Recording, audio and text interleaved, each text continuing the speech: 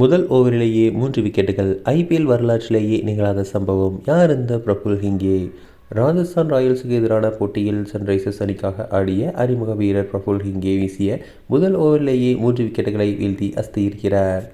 ராஜஸ்தான் ராயல்ஸுக்கு எதிரான போட்டியில் ஹர்ஷல் பட்டேல், உனத்கட் என சீனியர்களை பெஞ்சில் வைத்துவிட்டு அறிமுக வீரர்களான பிரபுல் ஹிங்கேயையும் சஹீப் ஹுசைனையும் பவுலிங்க்கு பயன்படுத்தியது சன்ரைசர்ஸ் ஹைதராபாத். சன்ரைசர்ஸ் முதலில் பேட் செய்து 216 ரன்களை எடுத்திருந்தது. ராஜஸ்தான் சேஸை தொடங்கியது. ஜெய்ஸ்வாலும் சூரியவன்சியும் ஓப்பனிங் இறங்கினார்கள். சூரியவன்சி உச்சகட்ட ஃபார்மில் இருக்கிறார். மும்பை, பெங்களூரு என எல்லா போட்டியிலும் இருக்கிறார். ஆனால் இங்கே பிரபுல் ஹிங்கே வீசிய இன்னிங்ஸில் முதல் ஓவரிலேயே வைபவ் சூரியவன்சி டக் அவுட் ஆனார்.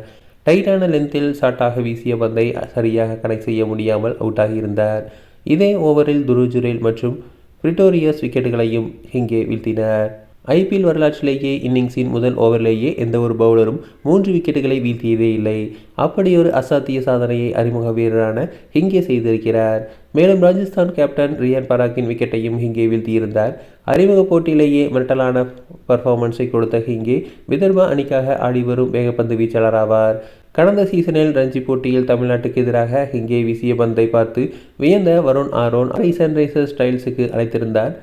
ட்ரையல்ஸில் சில மேட்ச் சிச்சுவேஷன்களில் ஹிங்கே சிறப்பாக வீச அவரை 30 லட்சம் ரூபாய்க்கு வாங்கியது சன்ரைசர்ஸ் ஹைதராபாத் அணி.